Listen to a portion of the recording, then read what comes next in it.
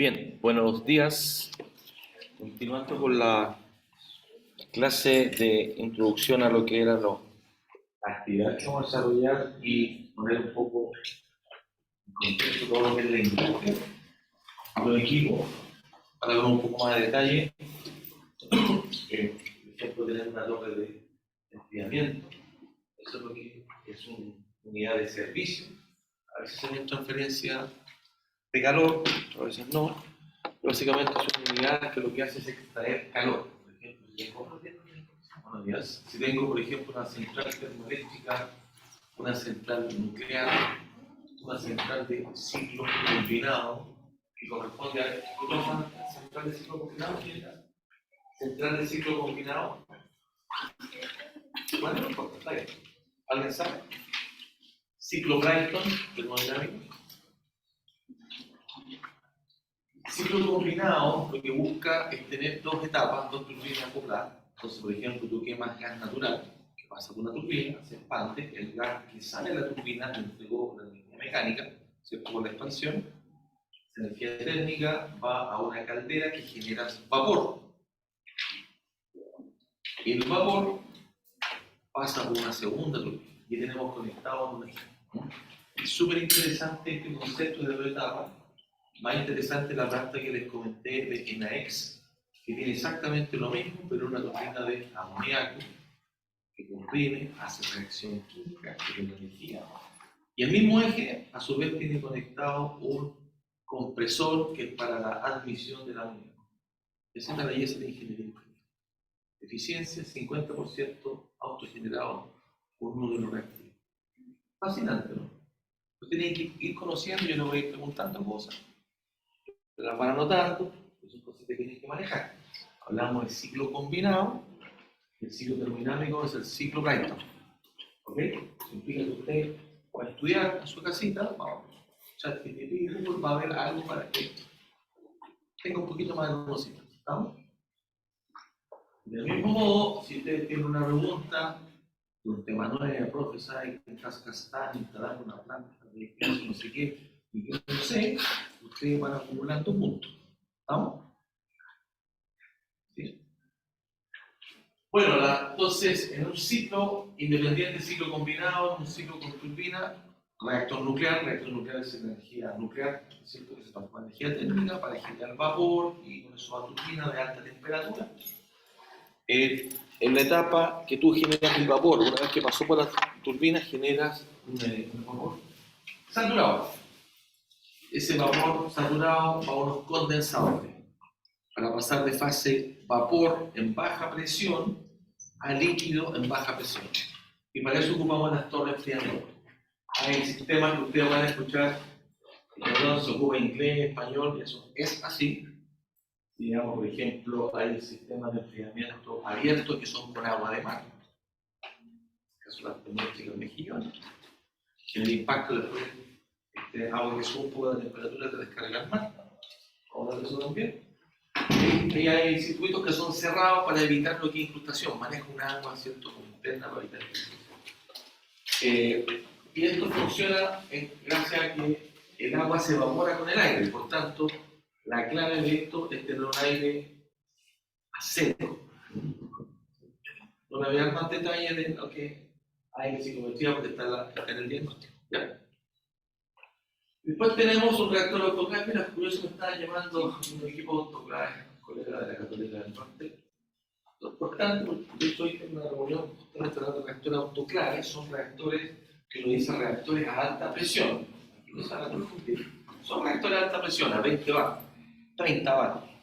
Pero lo que uno busca es trabajar a temperatura alta, porque si yo quiero subir la temperatura de una solución, ¿qué va a ocurrir? Que se va a evaporar el agua. Pero si yo le meto un gas, puede ser nitrógeno, meto oxígeno, levanto presión, la reacción se mantiene en fase líquida, ¿se entiende? Les decimos reactor autoclave, no se confundan con los autoclaves que son para esterilizar materiales médicos. En realidad son reactores de alta presión, así se conocen comercialmente. ¿Ok? Y es para trabajar a alta temperatura. ¿Por qué queremos trabajar a alta temperatura? Aquí entramos a lo que es reacción química, reactores químicos, y hay algunas reacciones químicas que con la temperatura en la cinética la velocidad de reacción aumenta. ¿Okay? Ahí estamos hablando, no sé si están solo visto en termodinámica o lo están viendo en forma paralela con reactores. Hablamos de la ecuación de Arrhenius. En la ecuación de Arrhenius, el K de su reacción química es función de esta ecuación de Arrhenius, que es otra exponencial donde está la energía de activación. Entonces, ¿dónde nos interesa esto? En varias cosas. Por ejemplo, en la reacción de oro refractario. Hoy estamos trabajando en un proceso que es para remoción de arsénico de los concentrados de cobre. Los concentrados de cobre cada vez tienen más arsénico y ya no se paga la penalidad solamente, pagaba antes penalidad, ahora no se puede exportar, y es estratégico. Y ahí tenemos una patente, un invento, que cuando llegue el momento de licitación va a hablar un poco más. ¿Ya? Después acá en el C tenemos las membranas de osmosis. En ingeniería química y ambiental tenemos 3 plantas de osmosis. Ustedes van a hacer un experimento, creo, no estoy seguro, no entro en la duda, pero sí o sí van a dimensionar un equipo de osmosis con el software hidronáutico. Entendiendo que uno tiene muchas membranas, cuando veamos esta parte de membrana, hay una membrana gigante, regalamos un pedacito de tela para entender cómo diablos funciona. Esta tecnología, para entender cómo se va desarrollando, la clave es la membrana. La membrana es súper delgadita, son 3 capas, tiene microporo, nanoporo, y después una película de 0,01 micrones de poliamina. Y el proceso difusional, que es lo que vamos para la slide. No es un filtro, hay un proceso difusional del agua y se rechaza los iones. Ahora, estos equipos, cada módulo son más o menos de 1 metro, 8 pulgadas, la conversión es súper baja, tiene 2-3% de conversión, es decir, de los alimentos cuánto se convierte en permeado. ¿Okay? Entonces, por eso se meten en veces de 6 unidades, arreglos súper grandes. Para tener un número en la cabeza, una planta, una de las primeras que se desarrolló en Antofagasta con capacidad nominal de 450 litros por segundo. Planta Antofagasta, 450 litros por segundo. Que se construyó en Valle de Lava. Es mentira que se mueran 10 años. Van a escuchar las noticias, se puede demorar 3 años. Lo que pasa es que se construye en fase. Primero hago 150 litros segundo, después 300, después 400. Ese rato, 450 litros segundo, tiene 5.000 membranas. ¿Okay? La tecnología para desalar agua en el mundo ha crecido muchísimo, por eso lo enfatizamos. Desde que volví de Misiones del Norte en la Santa María en 2016, hemos impulsado con osmosis, membrana, tenemos un curso lectivo y equipo. Súper importante para los ingenieros químicos y ambientales. ¿Cuánto creen que cuesta producir 1 metro cúbico de agua a partir de agua de mar, incluido lo que es la compra de los equipos, que llamamos CAPEX? CAPEX. Comprar equipos se llama CAPEX, ¿sí? De inversión. Y costo operación, que principalmente es la energía. Pero no es magnitud, especule. ¿Cuánto que cuesta 1.000 litros o 1 litro, si te quieres? O 1 metro cúbico, hablemos 1.000 pesos, 100.000 pesos, 1 millón. Estamos hablando de que tomamos agua de mar, que tiene 35.000 microsiemens centímetros o 40.000 ppm de iones, 3,5 gramos litros de sal. Y la llevamos a un agua que tiene 200 microsiemens. Perdón, microsiemens. ¿Cuánto es que cuesta? Especule. 100.000 pesos. Bien. 1 millón de pesos. Hoy, con CAPEX y OPEX, súper importante entender esto, cuesta $1,2 el metro cúbico. En conferencia han dicho no te creo, pero lo vamos a ver. ¿Ah? ¿Dónde está la clave? Estos procesos funcionan con súper alta presión, 1200 psi, 80 bar. 80 bar es equivalente que tú te sumerjas 800 metros de profundidad. Un bar son 10 metros cúbicos. Entonces, con esto se inventó un ingeniero químico, un celofán lo inventó un ingeniero químico. El consumo era 20 kWh al metro cúbico de energía. Después pasó a 6,5, esto lo conozco bien, cuando Medina, esto en el año 96, 97, teníamos 6,6 con recuperación de agua por turbina. Después, hoy, estamos hablando de 3,2. Entonces, si tenemos energía barata, va a ser más barato. Es súper importante que se metan bien en este tema.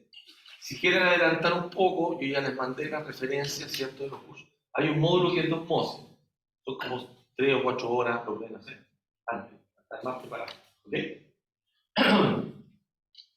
Así que no hablamos tanto en el curso porque no hay mucho tiempo. Esas cosas tienen que subir. Alta presión, que se consume. Después otro gran megaproyecto, la planta más grande de Latinoamérica, está en PHP. Esta nos genera agua potable, genera agua de proceso. Estamos hablando de 5.000 microsiemens para el proceso de explotación. Es una planta que es de 2,5, perdón que sea tan poquito acá, es de 2,5 metros cúbicos por segundo. O sea, en un segundo produce 2,5, son 2 contenedores y medio de un metro cúbico. Es alto. Por segundo. Lo más interesante es que lo impulsa 300 kilómetros, tiene una tubería de descarga a la mecánica fluido. La tubería 300 kilómetros. Y aquí me puedo equivocar, son del orden de 2.000 metros sobre el nivel del mar. ¿Así? Es muy lejos. Ahí está toda la ingeniería. Esta impulsión consume 15 kilowatt-hora. Estamos claros que kilowatt-hora de energía, ¿cierto? Usted paga la cuenta de la luz de la casa, kilowatt-hora. ¿Sí? Si no revise su boleta, pagamos esto de energía. Potencia por hora de energía. Metro cúbico. Y la producción, la desalación, esto un poquito menos. La desalación debe estar en un 0,5. O sea, no le interesa el tema osmosis, el tema solo impulsión, solo impulsión. Estas plantas de la impulsión es la capacidad instalada, por favor, 6 estaciones de bombeo, no coloco una pura bomba de esa presión, vamos claro, ¿sí? Y a algunos les va a tocar hacer el proceso de esto, no se caigan en estos 10 estaciones de bombeo. Son 6 etapas de bombeo y son 60 megas, o sea, estamos hablando de cosas muy monstruosas. Eso está en Chile, lo más grande que hay en Latinoamérica. ¿Ok?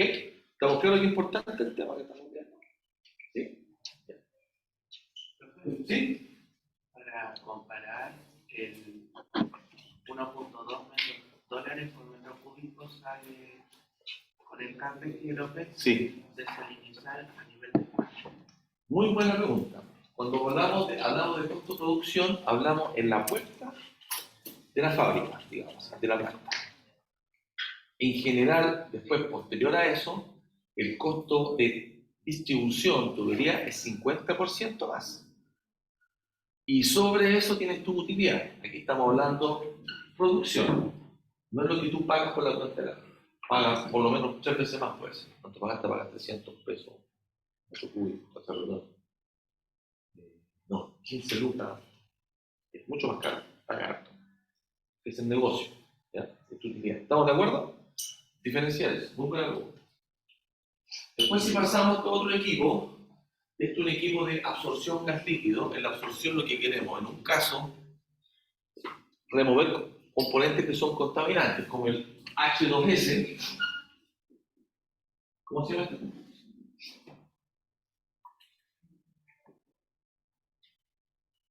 Puede especular, se puede equivocar. No es sulfúrico, el sulfúrico es este. ¿Ok? Está claro que tienen que hacer la lista de los compuestos más típicos porque es ingeniería química. Este es el sulfídrico. ¿Qué problema tengo con el sulfídrico? ¿Qué problema tengo con el ácido sulfídrico? No sé cuál es el contexto. Da lo mismo, ¿qué problema tengo con el ácido sulfídrico? Independiente del contexto. Cuando yo te digo H2S, es súper venenoso, súper venenoso. ¿Cómo me di cuenta si es ácido sulfídrico? O olor a huevo podrido. Entonces se generan reacciones anaeróbicas. Muere mucha gente. Si usted ve en clínica alemana hace 4 o 5 años atrás, dando tratamiento de agua en la clínica alemana, Santiago, falla el sistema de tratamiento de agua, huele, se cae, se promueve forma un compuesto para hemoglobina, el segundo, 3 muertos. Súper típico en la industria pesquera, súper típico la muerte por H2S. ¿Ok? Se ocupa en flotación. El sulfirato de sodio también muere gente, tú entras con un indicador de H2S, por ejemplo, en la media. Es importante saberlo, no solo el nombre. Tiene que ser más cosas, ¿cierto? Ya, tenemos el ácido sulfídrico. Aparte del olor, si tú tienes plantas de tratamiento de agua, va a estar asociado al sulfídrico. Después tenemos alguien más que molesta mucho, el SO2. ¿De dónde viene el SO2? Tú, el CO2, ¿dónde sale el resultado del CO2? ¿De dónde viene? Del ácido sulfúrico. No, yo produzco ácido sulfúrico a partir del CO2, ya sea vía quemando azufre, que sería la planta que está también en Mejillones, que se llama Noracid, la planta Noracid, compra azufre de Bolivia, lo quema, genera energía y produce ácido sulfúrico. ¿Ok? ¿De dónde sale el SO2 que me da un problema? Mucho, toneladas. Hay normativas para el SO2 y el arsénico en Chile, que son recientes. ¿Minería qué parte? En las plantas de fundición de cobre. Que yo tengo sulfuro de cobre, hay una reacción química que genera el CO2. ¿Ya? Este CO2 lo tengo que capturar de algún modo. Lo capturo en torre de absorción. El ácido sulfúrico en torre de absorción. Si yo meto agua, se absorbe. Si tiro una ducha, se absorbe. Si al agua le agrego una molécula especial que se llama beta-melamina, lo absorbe un poquito mejor. Si lo coloco un poco de hidróxido de sodio, mejor todavía una reacción irreversible. ¿Para entender? El equipo de absorción ya es una ducha, pero le coloco distintos componentes químicos para hacer el proceso. Pero en la torre de absorción siempre debería haber una reacción para que se absorba. No necesariamente. Es lo que por diseño siempre me ha convenido. Vamos a ver el ejemplo del CO2. Mismo problema del CO2, torre de absorción. Quiero capturar CO2, huella de carbono. Ahora, ¿por qué es interesante el SO2 en la fundición? El SO2 en fundición, una vez que es capturado por torre de absorción, posteriormente va a un reactor catalítico con 3 lechos, con etapa de enfriamiento intermedio y lo oxido a SO3. Ese SO3, a su vez, va a otra torre de absorción que se absorbe no con agua, sino con ácido sulfúrico. Es una reacción tremendamente exotérmica. ¿Para qué? Para generar ácido sulfúrico.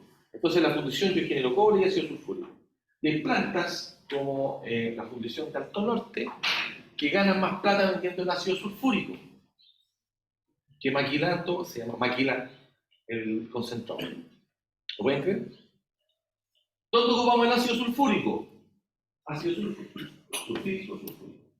¿Dónde ocupamos el ácido sulfúrico? No, la electrólisis dice romper. Y la electrólisis del agua con alcohol extra. Se llama electrodepositación, pero ahí no ocupo el ácido. La lixiviación. Lixiviación. En la lixiviación ocupo ácido. La lixiviación en pilas se hace con ácido sulfúrico. Ese es el principal consumo. ¿Ok? ¿Estamos? Miren, todo lo que hablé con esta pura foto, la no. Y después ir conectándolo con cosas que, si no la sabes, la van a aprender ahora. Pero tienes que saber para dónde vamos. ¿Ya? Esto lo grabamos por si acaso. Está grabado. Después tenemos el secador de bandeja, principalmente industria de alimentos. Hay que entender que es un proceso muy sencillo, donde el proceso de secado es altamente dependiente del área de contacto y del espesor del material. No es lo mismo secar una manzana así de gruesa que más delgadita. Eso lo vamos a estudiar con las curvas de secado, ¿ya? Los procesos básicos. Dentro del secado también tenemos otras opciones, como el liofilizado. Se estudia acá. Secado por lecho fluidizado y secado por bandeja. Esa experiencia ustedes la van a hacer, ¿ya? En laboratorio. Esto no se distingue muy bien. El F, esto es un proceso de extracción por solvente. Les recuerdo que la demostré en el cubo de decantación para extraer yodo, puede ser lo mismo con cobre, uranio, tierra rara, neotimio, ¿cierto? Entonces aquí lo interesante, focus. Lo interesante, ven acá, yo tengo como varias etapas. Mezclo solvente con extractante, después separo fase, mecánico acuoso. Después vuelvo a mezclar. Separo, vuelvo, oye, que espera, pero ¿por qué no lo haces una vez?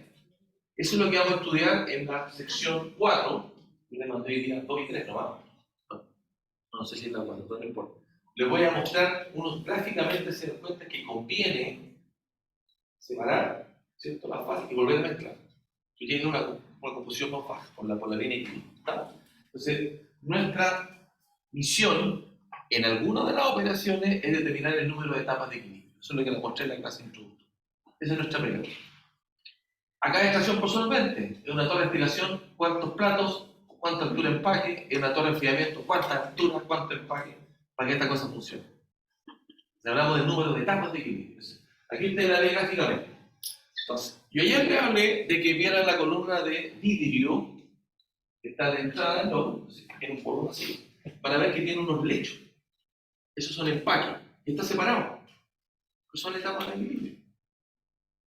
¿Ok? ¿Está?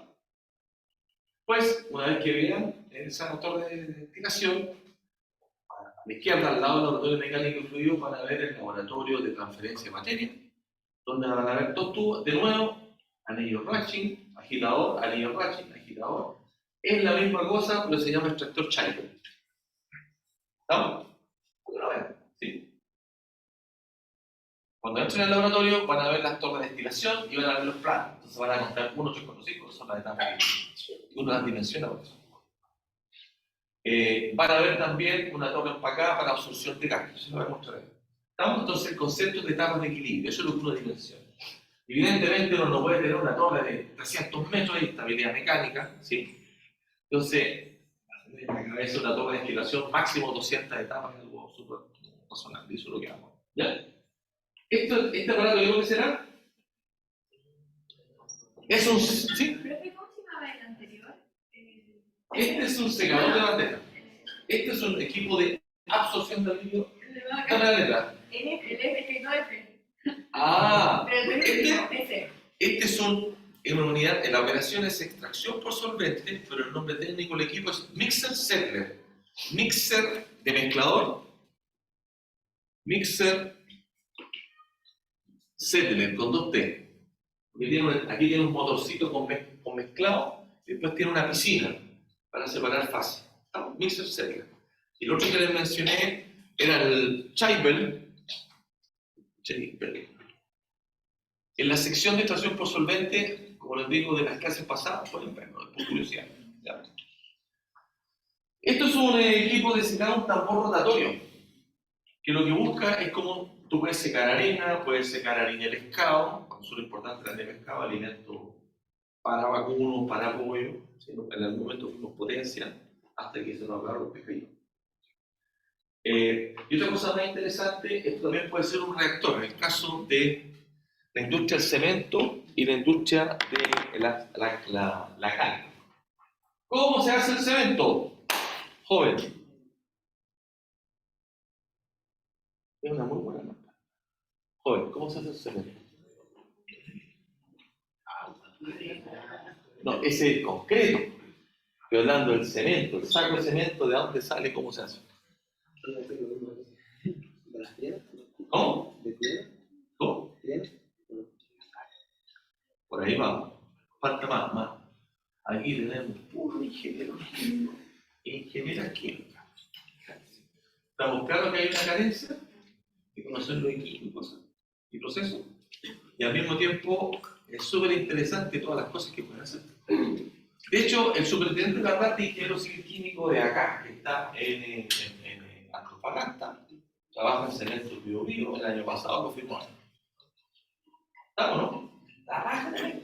Y si yo lo llamo y yo quiero una memoria en una práctica, nos va a tomar eso. ¿Estamos? Bueno, el cuento corto, se implica que usted también va a tener que estudiar un poquito más, fue inventado por los romanos. A empezar. Usted toma carbonato de calcio, que se llama piedra caliza. Ese carbonato de calcio lo vende en este tambor de tornolio a 700 grados. En realidad no estoy seguro de la temperatura. Pero lo somete a temperatura donde ocurre una descomposición termoquímica. En la descomposición termoquímica se genera CO2 y óxido de calcio. El óxido de calcio es cemento. Y usted lo mezcla con agua, se convierte en hidróxido. ¿Ok? Entonces, este tambor rotatorio es para secar, reactor químico, y Si ustedes ven cemento Pío Pío en Antofagasta, La Negra, se dan cuenta que este reactor mide 4 metros de diámetro, tiene 100 metros de largo, con ladrillo refractario, hay mucha ingeniería en manejo. De los anillos. Ladrillos. Ladrillo refractario son ladrillos de aluminosilicato más resistente que el ladrillo que tú conoces de las casas, que es la arcilla, que resiste temperatura. Todo horno de fundición no tiene una protección para las estructuras metálicas. ¿Ya? ¿Ok? Ya recorrimos harto equipo y hablamos de hartas plantas. Entonces yo espero que anoten y para avanzar voy a volver a repetir un par de cosas. ¿Sí? Para que les quede. Conectarse a la industria chilena con los equipos y la operación de separación. Eso estamos bien. ¿Ya? ¿Por qué tenemos separación acá si es secado de tierra? ¿Por qué está en etapa de separación? ¿Qué estamos separando? El agua del sólido, ¿no? ¿Ok?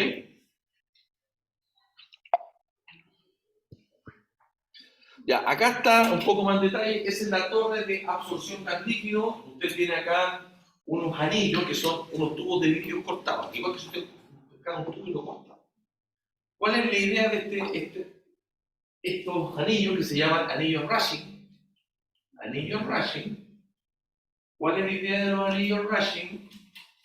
Que cuando yo le pongo un líquido por acá, una ducha, esto escurre y queda mucha pared mojada, mucha superficie.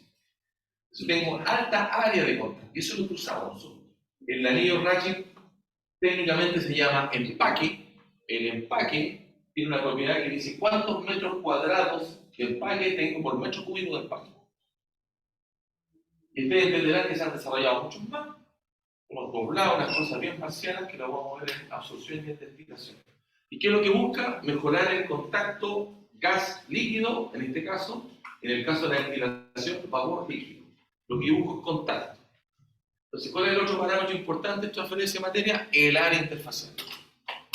Y al tiro voy a decir algo súper importante. Lo más importante en este caso es la pérdida de carga. No me importa mucho la transferencia.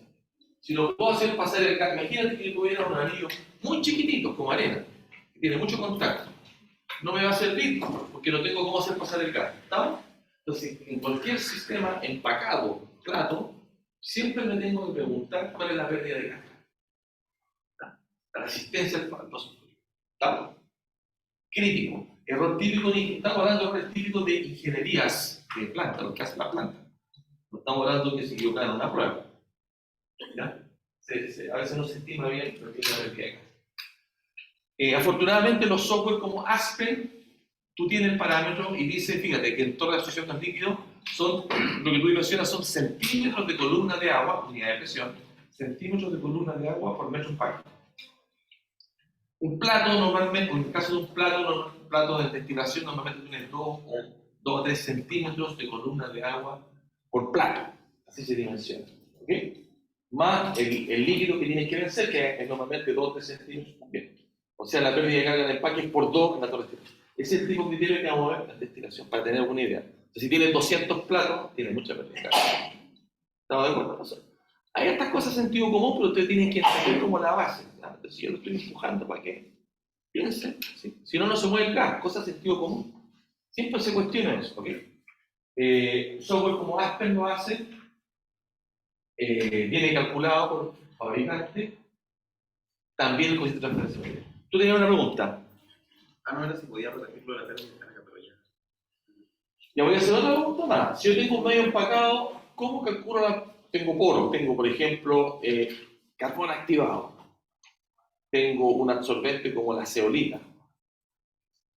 Tengo una resina de intercambio iónico que son unas pelotitas súper chicas de 2 o 3 milímetros. Imagínate, así son las resinas. Si yo pido resina de intercambio iónico para remover el calcio y el magnesio, ¿por qué tenía que remover el calcio y el magnesio? ¿Cómo? Para ablandar el agua y evitar la incrustación. ¿Estamos de acuerdo? Son súper chiquititas. ¿Cómo calculo la pérdida de carga? Si te digo, tienes tanto diámetro de pelotitas, digamos diámetro promedio, que es un error, pero no importa, diámetro promedio, y tienes 2 metros. ¿Cómo calcula la pérdida de carga en un medio empacado? ¿Quién sabe? Yo voy colocando pistas nomás. Ergun. cohesión de héroes, pérdida de carga en medio poroso. ¿Ok? Ya, este caso está precioso, así que nos vamos a sentar acá. Voy a explicar, fíjense cómo explico de lo general y después vamos al detalle. ¿Ya? No caigamos, mira, que hay un compresor, no, de lo general, ¿qué es lo que hace? Esto es una unidad que lo que hace es, de una corriente de combustión, remueve el CO2. Esa es la función, ¿estamos claros? Y en este equipo hay dos etapas. Hay una etapa de absorción y una etapa de desorción. En la etapa de absorción, el gas pasa de la fase gaseosa a la fase líquida. Quedó en el líquido. ¿Me siguen?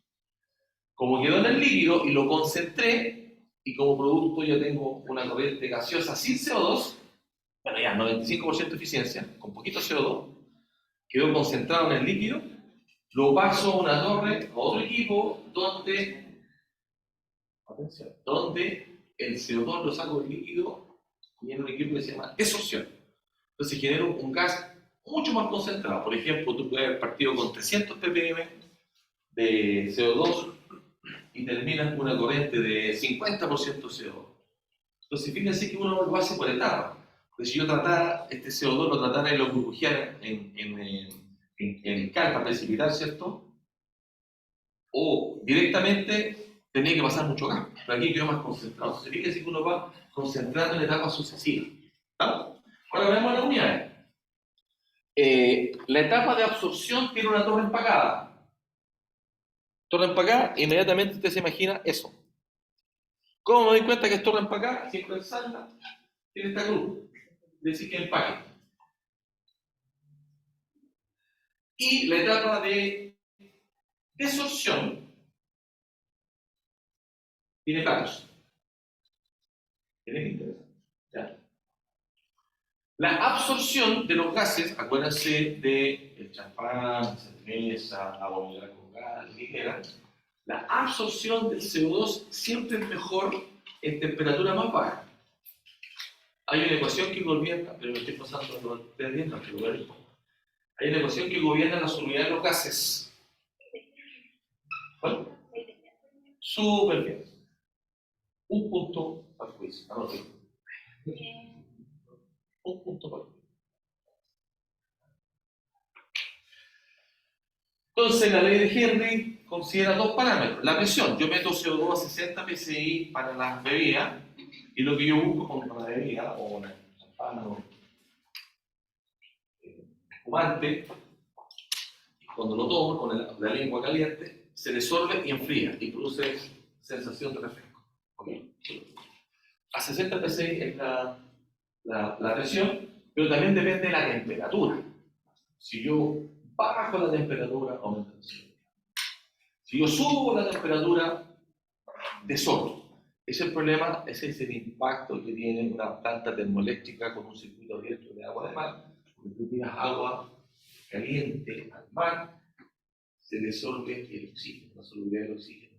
Hablando bien, 10 miligramos litro, con la sal está en 8, con el agua caliente unos poquitos grados llega a 5, y por tanto hay menos nutrientes para los microorganismos, menos comida para los pescaditos y las tortugas empiezan a morir.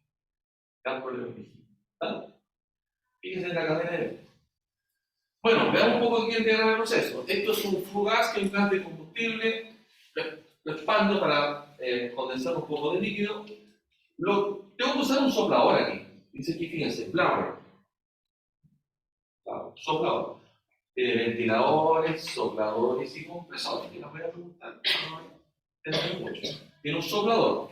Ese compresor no es un soplador. Pasa por la torre de absorción que está en contacto con un líquido. ¿Sí? Ese líquido tiene un componente que se llama MEA, que es metiletanolamina. Metiletanolamina. MEA, metiletanolamina. Entonces, se disuelve por ley de Henry, pero hay una molécula que se la come y la saca. Entonces, es más eficiente. Y una vez que queda este líquido con CO2 rico con tenolamina, es la molécula que la captura, ¿cierto?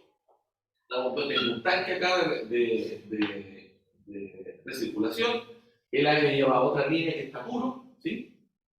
Ese tanque que está acá, con el dietanolamina, alimenta otra torre, por el tope, fíjense, entra el líquido por acá, ducha, en una torre de plato, y se pone en contacto con vapor, retiro vapor caliente. ¿Para qué? Para hacer el proceso inverso. Muevo la curva de líquido.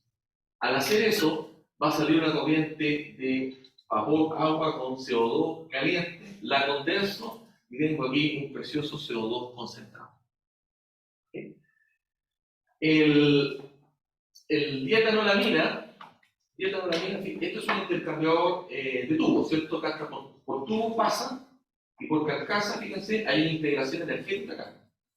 Entonces, a ver, esto es un intercambiador de calor y pasa de largo. Estamos hablando de que esta unidad de acá pasa por tubo, intercambiador tubo carcasa. El líquido que ya se disolvió el CO2, que está caliente, precalienta la alimentación y por tanto esa corriente que precalienta se enfría. ¿Estamos de acuerdo? Se enfrió. Después la transporto y acá la enfrío más todavía. ¿Por qué? Porque yo tengo que absorber el frío. Le saco calor. ¿Estamos? Aquí hay una integración energética, aquí saco frío, tengo el tanque y vuelvo a alimentar. Y esto queda en un circuito. ¿Cuál es la gracia? Que el metilmetanolamina queda dando vuelta y la molécula, con carga y sin carga. Es el concepto. Concentro, saco y después eso. ¿Estamos claros? ¿Por qué me interesa el CO2 mucho? Por global warming, ¿cierto? Entonces, ¿cómo sacamos CO2? Le hablé harto del cemento. El cemento para hacer la reacción mete combustible, por tanto genera CO2. Y lo que reportan las plantas es ese CO2. El otro CO2 que es de la reacción química no lo reporta porque ya lo perdimos. Hacen una suerte comilla de trampa. Porque estamos perdidos en la reacción química. A eso se le llama el CO2 inevitable de las plantas cementeras. ¿Estamos? Inevitable. Entonces, hoy estamos haciendo un proyecto con un memorista acá, Francisco Mosilla, que es pescar ese CO2, reacción química, amoníaco, otra vía, pero sí tiene absorción, todo lo que estamos hablando, para tomar ese CO2 y hacer otros productos. ¿Ya? ¿Cuáles son los proyectos que están en boga? Yo podría conectar esta misma planta a la chimenea de una planta cementera, sacar el CO2, concentrarlo, CO2 más energía renovable, electrolizador de hidrógeno, genero metanol. Entonces, lo que me molesta a un producto que es combustible de camión, que se llama dimetiléter. Dimetiléter. Y tiene dimetiléter. Son dos moléculas de metanol peor. ¿Estamos? Vas conectando el puntito, ¿no? Ahora, si yo quisiera remover H2S, idéntico. A lo mejor en vez de dietanolamina ocupo, en vez de metilmetanolamina ocupo dietanolamina y hay un montón de absorbentes, hay unas tablas, eso lo ponen en la etapa de absorción. ¿Estamos? Pero conceptualmente es lo mismo. ¿Ya? Y su pega es determinar la altura de este empaque, qué densidad tiene, singular, and so on. ¿Sí? Con los datos de equilibrio. ¿Estamos? No es tan complicado. Son muchas cosas. ¿Sí? Son recetas. Lo interesante es que esta receta, el número de etapas, se aplica a SX, en la misma de etapas se aplica a las torres de enfriamiento, a las torres de destilación, ¿verdad? Se va replicando el concepto de etapa de equilibrio, ¿sí? Y tiramos el caso del CO2 porque está súper en boga. Después acá tenemos la torre de destilación de platos. Se le indicaba que tanto el condensador como el hervidor no están arriba, están abajo, le mostré unas fotos previas, ustedes las pueden revisar. Esta es la unidad que tenemos en el laboratorio, acá tiene platos, ustedes van a ver como un giga salta, ¿cierto? Contacto cardíaco con una cama líquida como 1 centímetro. Esto que está acá es el condensador, un condensador vertical, este es el tanque de acumulación, aquí no se ve, pero acá está el hervidor, este es el condensador, son tubos, carcasa, tubo coraza, todo fue construido acá, con el panchito, todo esto lo hacemos acá. ¿Ya? Está en chiquitito, antes tenía una columna grande de acero, está guardada, pero cuesta mucho echarla a correr porque tienes que calentar mucho estructura. No nos conviene, así que lo tenemos chiquitito. ¿Sí? Pero la misma cosa. ¿Sí? ¿Cómo ¿Se mantiene el líquido y no se sale el gas y todo eso? Y ahí en la curva hay dos extremos. Si tengo muy poco gas, se me devuelve el líquido. Se llama lloriqueo. No. Si tiro mucho gas, se desparrama y se me inunda, no baja el líquido y se me inunda. Se tapa. Son las condiciones hidrodinámicas que parte el diseño. Hay unos gráficos que muestran la velocidad de gas relativa al líquido, pero las condiciones extremas son whipping, lloriqueo y flooding, inundación. Si tú dimensionas las condiciones L sobre G o L sobre vapor para caer dentro de eso. ¿Ok? Y sí ocurre. En el curso de destilación incluso tenemos el video donde está la animación de cómo tú vas llenando. Y tú ves, si yo le meto mucho hervidor, genero mucho vapor, empieza a saltar también. Se evapora todo. ¿Okay? Por eso les decía que la hidrodinámica o la mecánica de fluido es súper importante. Si lo tengo que resolver. Ahí tenemos la bandeja secada, esa es la que tenemos en el laboratorio. Tiene un error técnico. Recién, hace 2 años, no hay más y todo, ¿cuál es el error? Estoy ahí pensando, bueno, hay un error técnico. Quiero que ustedes lo vean. Cómo está vean el balance. ¿Ya? Pero de todos modos es suficiente para lo que queremos. Lo que queremos, que ustedes pesen en el tiempo, de repente tiene mucho ruido porque esta cosa vibra, saltan pedazos de sólido. Ustedes cómo se las arreglan para la data que obtuvieron no te quebran. ¿Sí? ¿Cómo rescatan la data del experimento? Y también tenemos el mismo en paralelo del hecho fluidizado, como les indicaba, es un carro que uno va pesando en el tiempo y la curva queda de limpio, queda muy bonito. Hay dos objetivos. Es el tambor de, fíjense que tiene condensadores, lo que busca esto es generar una cascada de sólido para que el gas caliente, fíjense, haga este efecto y tengamos lo que llamamos cross flow. ¿Qué es cross flow? ¿Te suena el cross flow? ¿Por qué los intercambiadores de calor multitubular tienen este efecto?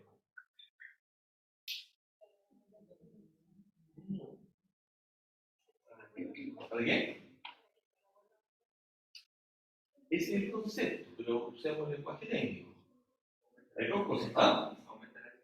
No, el área de defensa está determinado por el número de tú. No tiene nada que ver, ojo. ¿Ah? Ese está relacionado con turbulencia. No es. Si yo meto el flujo, meto la turbulencia.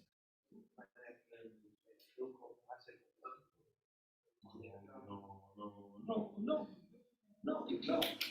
Ya, tú tienes los tubos, ¿cierto? ¿Has visto el intercambio de multibolazo? Lo mostraron en el curso, ¿no? Y tienen unas placas. Si no lo han visto, vayan al laboratorio de operación unitaria, al lado del secador spray que parece un satélite, ¿cierto? Para ver un intercambiador que es de vidrio, que lo usamos, condensación. Tiene unas placas. Lo que busca la placa es que esta cosa choque y haga así. Todo esto es una actuación. Suponte que tú metes el dedo, hágalo, porque suponte que tú metes el dedo a una taza caliente. ¿Verdad? Se están quemando. ¿Cómo se enfrían? ¿Cómo te enfrías? ¿Cómo se enfrían? ¿Cómo se enfrían ustedes? ¿Cómo se sopla? Dígame, ¿cómo se sopla? Sóplate el dedo. ¿Cómo te soplas el dedo? Muéstrame. Ya. ¿Cómo te lo soplas? ¿Sí? ¿Estamos claros? Todos se lo soplan así. ¿O alguien se lo sopla así? ¿Estamos claros, no? Esto es cross flow. De hecho, me tienen un meme, una foto. Este es cross flow. ¿Ah? Clave en transferencia de calor. Súper importante. ¿Se dieron cuenta, no? ¿Ya? Hay turbulencia, pero es distinto el concepto. ¿Ya? Eso se llama flujo cruzado. ¿Ah? Y justamente lo que busco acá. Aquí la clave de todo aparato es la cascada que tú tienes todos los sabores. La tesis de ingeniería de Fernando Sprague fue en estos secadores, el secador de línea pescado tenía un tremendo equipo, dejaba todo el mundo pescado. Y cuando echaba a correr el ventilador se caía la central eléctrica. ¿Ok? Así hay historia con eso. Ya, este es el equipo de lecho fluidizado que ustedes van a utilizar. Y lo que acá uno busca es generar esta turbulencia. Y lo interesante es que el lecho fluidizado, busque el lecho fluidizado, es una condición hidrodinámica donde un sólido, por ejemplo, arena, se convierte en un líquido. Este típico experimento, no estoy haciendo, pero siempre estoy ocupado. Típico experimento es que tú empiezas a distribuir aire en una cama de arena, se convierte en líquido. Porque el coeficiente de transferencia calórica tiene. Hay un punto en que se adquiere esa característica. ¿Okay? Ese es el equipo que ustedes van a operar, porque lejos es muy alto el coeficiente de transferencia. Hay reactores también de lecho fluidizado. Es re complicado controlarlo. Tiene que tener una distribución de tamaño más o menos fija. Si es muy fino se vuela, si es muy grueso no se levanta.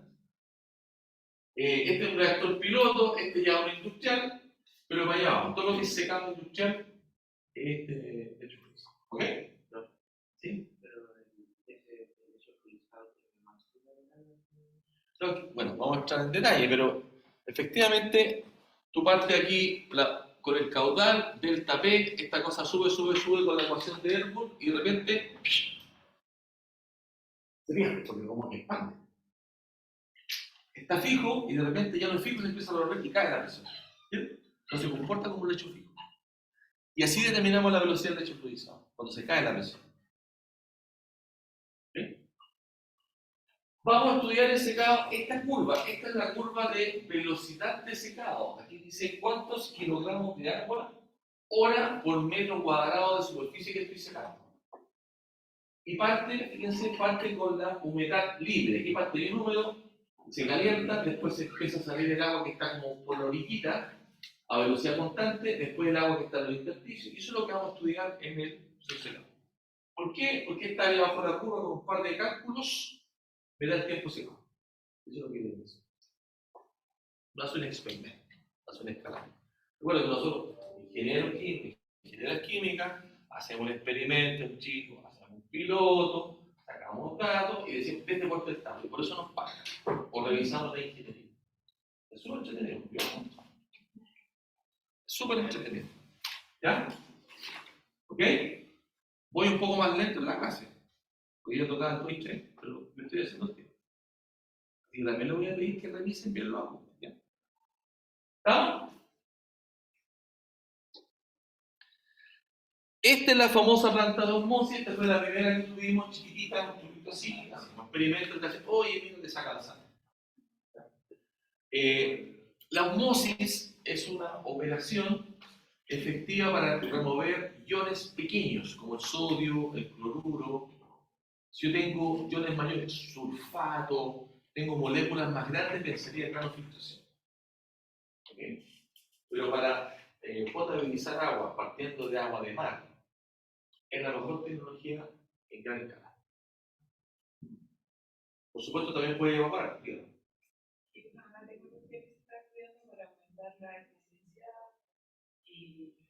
De los modos. Sí. La fuerza centrífuga. Son membranas que rotan. Es para generar vapor. Y eso es más eficiente. Tiene dos puntos.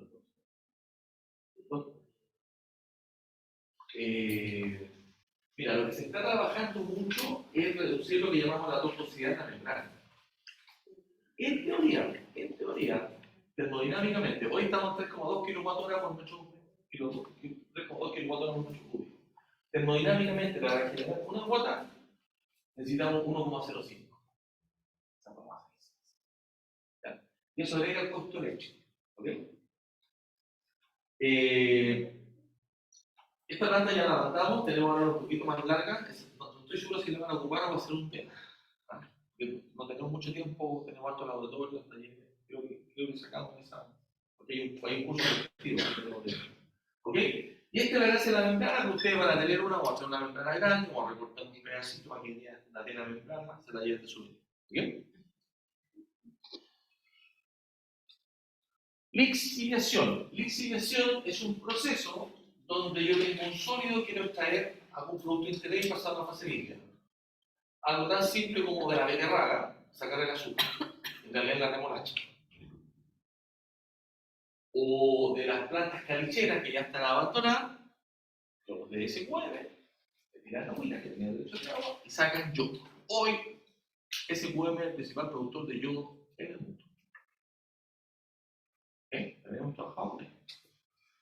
Yodo básicamente se usa en la industria láctea para desinfectar las ubres, las vacas a nivel industrial y todo lo que es la parte quirúrgica.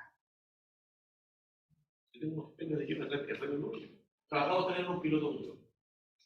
Lixiviación de oro, lixiviación de cobre, lixiviación de uranio, todo eso de esta operación, todo lo que es tierras raras, recuperación tolerable, polvo, fundición, los scrap electrónicos y lixiviación.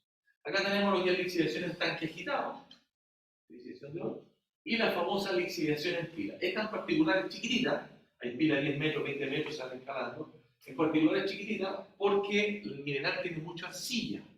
Como esto se moja, se ve, es un caso súper particular, por eso lo coloco como ejemplo. Este caso saldría. Y después hay algunas reacciones que si yo la dejo lixiviando en condiciones normales se demora, voy a inventar un número, 500 años. Pero si le subo la temperatura a 300 grados, me demoro 12 horas. O no ocurre en condiciones normales. Y aquí aparece el reactor autoclave, que a la larga este reactor autoclave es un reactor que funciona a alta presión para que no se evapore el agua, pero tiene etapas. En este caso, es muy importante esto, en este caso las etapas no son etapas de equilibrio, ojo, aquí diferencia. En este caso son reactores en serie. Si yo tengo reactores en serie, el volumen total va a ser más pequeño que uno gigante. Es distinto el concepto, ¿estamos? Aquí no hay etapas de equilibrio, aquí hay reactores en serie. Hay una pequeña sutileza, ¿sí? Que se la vemos en el capítulo de lixiviación. Tenemos considerado un test de lixiviación. Estamos usando polvo de fundición de una empresa que recicla chatarra con arco eléctrico, te genera un polvo. En la tesis de Matías Contreras, yo tengo un sitio en Google Drive que es disponible, buscar las tesis de Matías Contreras. Él hizo su memoria en Gerdau 2017, más o menos, en un proceso para lixiviar estos polvos. Estos polvos contienen zinc y contienen plomo y cadmio. Entonces, se entierran, todavía se entierran, hoy se entierran. ¿No? Tiene un costo. Entonces, en esta memoria lo que se hizo es un proceso de lixiviación para extraer el zinc, etapas de cristalización y producir sulfato de zinc y un fertilizante. Entonces, un polvo que contamina, tener un producto que es para. ¿No? Pero ahora, esta persona, que fue mi ayudante coordinador por 2 años más o menos, Matías, sigue avanzando en la empresa que se llama Gerdau ASA y ahora es el gerente general de EcoASA. Es una carrera de un joven muy rápido. Está trabajando con nosotros. Se va a lixiviar de sus polvos. Yo ya tengo lixiviado. Tengo una estudiante de Filipinas, un programa magíster. Ella hizo la lixiviación, tiene un antecedente. Como ese laboratorio está armado, te van a ver el experimento, vamos a mandar al análisis químico, cosas que mezclen sus datitos cinéticos y ajusten las curvas y vamos a hablar de los modelos cinéticos. Es distinto que usted lo hizo, sacó sus puntitos y ajustó. Y con estos datitos batch va a decir cuántos tanques en serie. ¿Estamos de acuerdo? Ese laboratorio está contemplado, el laboratorio de lixiviación. ¿Sí? ¿Ya? Con ácido, con gases, tienen que ponerse máscara, con parafernalia, pero es parte de la experiencia. O sea, no pasa nada, pero yo con máscara, lente. Yo una vez me quemé, el profesor, sí, me quemé con ácido, estaba preparando. Estaba explicando que era muy peligroso trabajar con ácido.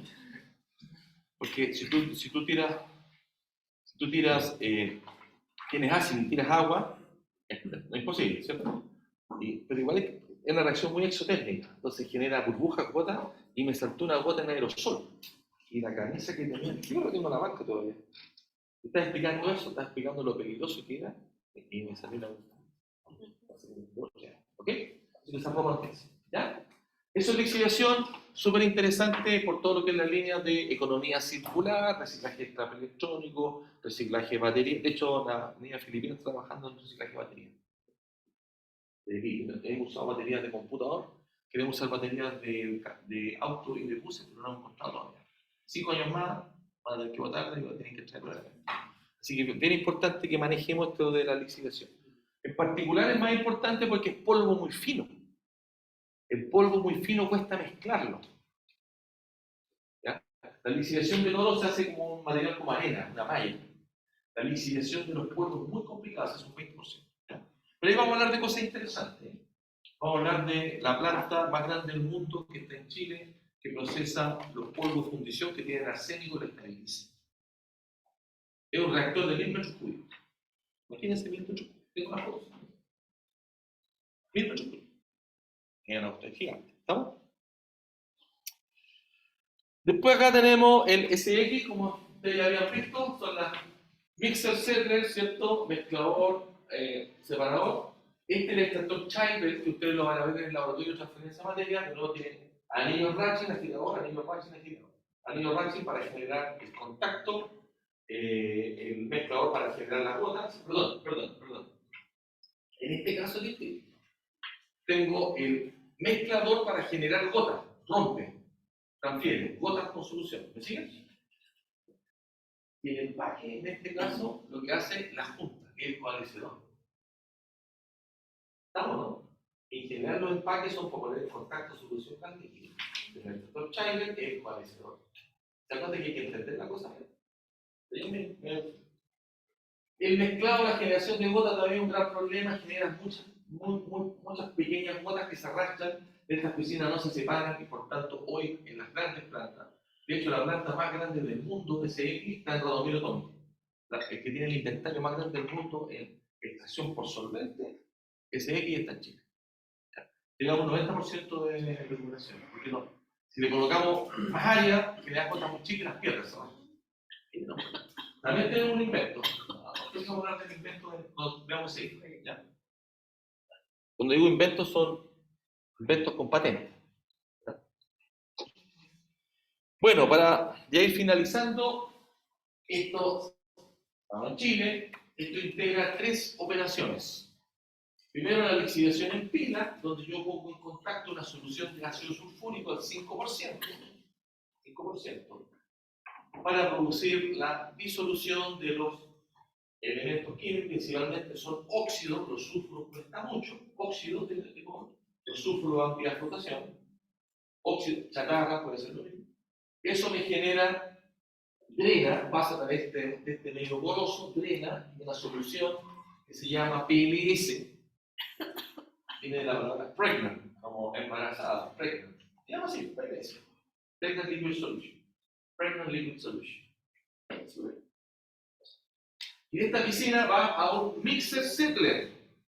Aquí está el mezclador que se pone en contacto con el orgánico, básicamente una bomba que chupa usted. También van a ver el mixer settler que tenemos chiquitito en acrílico, en el laboratorio de transferencia de materia. Se alimentan por debajo, hay un agitador, y el agitador es una bomba, chupa y mezcla. ¿Vamos? Y a veces se equivocan en eso, pero esta distancia que hay en este impeller, para que funcione, de hecho estaba mal acá. Lo ajusta esa distancia para que chupe. Es una bomba. Mezcla, dispersa, genera gota. Ocurre la transferencia de la solución, el cobre o el elemento que tú quieras, níquel uranio, a la fase orgánica. Aquí en lo orgánico, el solvente tiene una molécula, una oxima. Y así, tiene esquelante, pesca, cobre, toda esa cama. Como tiene una mina, oxima se llama. Pasa a la fase orgánica, queda una solución pobre en cobre. Y queda una solución cargada en cobre. Esto se llama la parte de extracción, donde saco el metal de la fase acuosa a la fase orgánica. Ahora, si esta fase orgánica la pongo en contacto con una solución con mucho ácido, y de hecho tiene alto cobre y ácido, tiene como 40 de cobre, alto. Aquí entró con un poquito, entró con 2 gramos de litro, más o menos. Cuando la pongo en contacto y la corriente sube, ocurre el proceso al revés. La oxima le gusta más los protones, devuelve el cobre a la fase acuosa y saca los protones. Y esa orgánico está dando vuelta acá, se fijan, orgánico pobre, orgánico cargado. Lo que hablamos de la etapa. Entonces esto sería una extracción y aquí sería un stripping. Stripping. Se confunde stripping, stripper, stripping. Tiene de despojamiento la palabra. Y también hablamos de stripper en la etapa de desorción de gas. ¿Estamos? En alcance no, pero si es por ingeniería, hablamos de stripper, y acá en la extracción posterior hablamos de la etapa de stripping. Se llama así. Cada área tiene sus nombres jergas que ustedes también tienen que manejar. ¿Estamos? Y una vez que esta solución se concentra, queda enriquecida, queda la solución de 45 gramos litros de cobre y tiene una acidez de 180 gramos por litro. Le encargo el pH, o sea, un desafío. Tampoco voy a explicar porque es parte del cuento. Y eso va a una etapa de electrowinning, lo que tú hablabas, una electrodepositación donde tú tienes una placa, campo eléctrico y se pega metal. Queda la placa. ¿Sí? Pero ahí se necesita un medio ácido o ¿Dónde? el electrowinning. El electrowinning funciona con 180 gramos por litro de ácido sulfúrico. Es ácido, porque es consecuencia de esta etapa previa que el stripper funciona así. Entonces, este funciona con el pH igual, es alto acá. Este pH es 5% de ácido sulfúrico, te da un pH como 1, como 0,5. Pero el 8 mucho más degenerado. Entonces, esto funciona porque intercambia protón y cobre. Eso tiene que ver con las curvas de equilibrio. ¿Sí? Así como teníamos el CO2 que intercambiaba dependiendo de la temperatura, más solubilidad, menos solubilidad. En este caso tenemos un transporte activo con esta oxígeno. Entonces, se dan cuenta del mismo concepto, tenemos otros elementos. ¿Sí? Vamos a volver a esto porque integra lixiviación, tracción por solvente, electrowinning no lo vemos, es otra unidad, pero trabajamos mucho en SX y en lixiviación vemos estas cosas. ¿Ya? Después llegan las torres de enfriamiento, como les expliqué al inicio de la clase. Esto es una unidad de servicio, funciona con la evaporación del agua y sí o sí tiene que ser con aire. Hay casos también, errores de ingeniería, por ejemplo en el aeropuerto de Miami, que siempre es súper húmedo, hay unas torres de enfriamiento que están botadas. Obviamente nunca funcionan, porque lo vean bien. Y al lado tienen unos aeroenfriadores, que básicamente son intercambiables de calor por calor. ¿Estamos? Entonces, ojo, la humedad tiene que ser baja. Y lo más importante es tener agua. Y esto es otra anécdota. En las pruebas, lo que se hace en el quiz, se pregunta en la prueba, el mismo ejercicio, aquí no hay misterio, son recetas. Y siempre tiramos una pregunta 5, 10 puntos, que es la de histórica y de enseñanza. 5 puntos. En un momento, estamos viendo torres de enfriamiento, hablamos de la planta geotérmica. ¿Ustedes saben que en Chile no hay geotérmica? ¿El Cerro Pabellón? Sí. Dice la primera pregunta: propongo una tecnología para enfriar el proceso de condensación de una planta geotérmica ubicada en San Pedro de Atacama, Cerro Pabellón. Esa es la pregunta. Propongo una tecnología. Y todos me dijeron, no todos, el 80% me dijo, está enfriamiento. ¿Y dónde está el agua? ¿Y dónde sacáis el agua? Y previamente yo les mostré Cerro Pabellón, le dije, mire, fíjense que en Cerro Pabellón lo más grande son los aeroenfriadores, son los condensadores. Entonces, ok, estamos teniendo otro enfriamiento, pero póngale sentido común a lo que está haciendo. Esa fue la enseñanza. El 80% lo puso para enfriamiento. ¿Ok? Después hay otra anécdota más, con hecho judicial, se la voy a contar en el momento. También con el reino, con la explicación, está todo perfecto, pero si no considera la mecánica del fluido, puede cometer errores. Entonces, no se olviden que primero usted hace una solución ingeniería. Siempre. Entonces hay una pregunta que busca. ¿Sí? ¿Cómo se seca el aire? ¿Cómo le sacas el agua al aire? Mira, primero es atmosférico. Entonces te va a convenir un lugar que sea muy frío como Tolhuaca, Temuco. Ahí hicimos un proyecto de Iván Novakovic de la planta geotérmica de media Antártida. Espectacular, porque es bajo, justo te da el bajo humedad, baja temperatura. Si tú bajas mucho la temperatura, por ejemplo, la lechuga y las cosas se te secan de la refrigeración, porque la humedad es muy baja. ¿Estamos de acuerdo? O si tú vas a la nieve, te seca la cara. ¿Estamos de acuerdo? Después tú preguntas otra cosa: ¿cómo le saco el agua al aire? Dice caliente, sílica gel. Bueno, absorción. ¿Ya? Y muy interesante tu pregunta, porque realmente tenemos otro invento. Patentado. Otro invento que lo que queremos es aumentar la tasa de evaporación e inyectamos aire seco. Ese aire seco se seca con un secante sílica gel. Ese es el laboratorio que nos montamos. Eso es una invención que aumenta las tasas de evaporación. De 8 litros por cuadrado día, 80. Está la tesis de Elías Fernández. Elías Fernández, también para que la vuelve. Esa le había explicado esta parte del diseño. Trabaja en SQM en la investigación y desarrollo. Joven, se tituló el año pasado. Lo contrataron sin título. Claro, tenía experiencia. Y también hay mucho más mujeres, mucho más competencia. Priorizan más mujeres en minería. Entonces hay que aprovechar las chiquillas de pegan minería.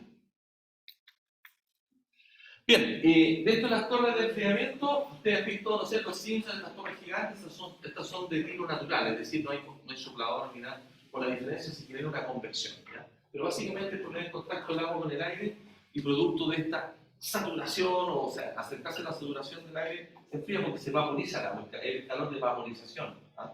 Es más o menos un 30% calor sensible, que tiene aire más frío, y el 70% es vaporización. Ah, pero hay calor sensible, ¿no? Que tú podrías bajarlo con otros medios. El sistema de enfriamiento funciona con un agua caliente que tiene un criterio de diseño. ¿Cuál es la máxima temperatura que podría usar en un sistema de enfriamiento? La temperatura más caliente que podría usar. ¿De acuerdo? ¿Un criterio de diseño? ¿Por qué? ¿Por qué? ¿Por qué 40 grados? ¿Qué pasa si le tiro 45?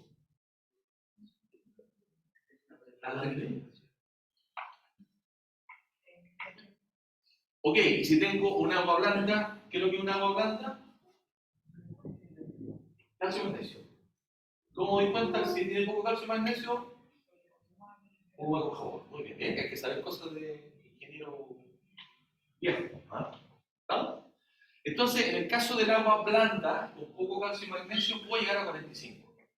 En el caso de una alta dureza, alto calcio y magnesio, no me voy a pasar de 40 si no hago incrustaciones en los tubos de. O sea, sin saber nada, yo puedo saber cuál es la temperatura más caliente que entra.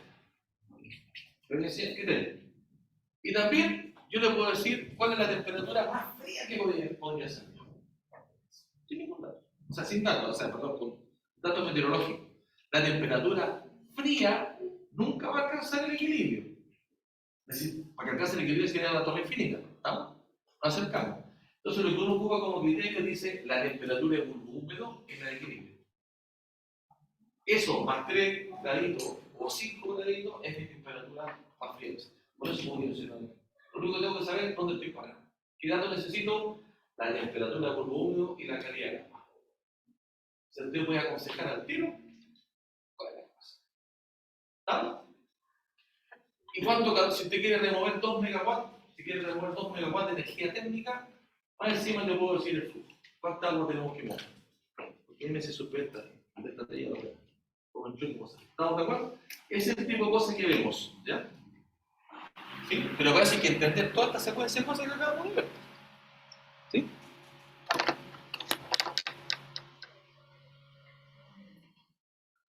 Y así seguimos con varios equipos, ya les expliqué esta lista, lo que no vemos, que ya es mucho,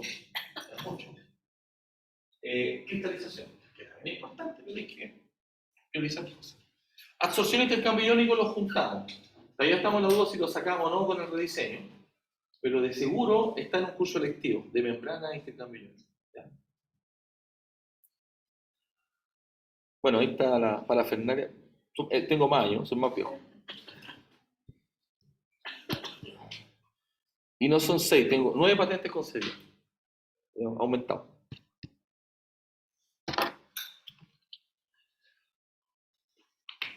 Nos quedan 10 minutos. Me falta esta. ¿Cómo? Ah, disculpe, entonces tengo mal acá. Entonces no tenemos 10 minutos, se acaba la clase, seguimos la próxima semana.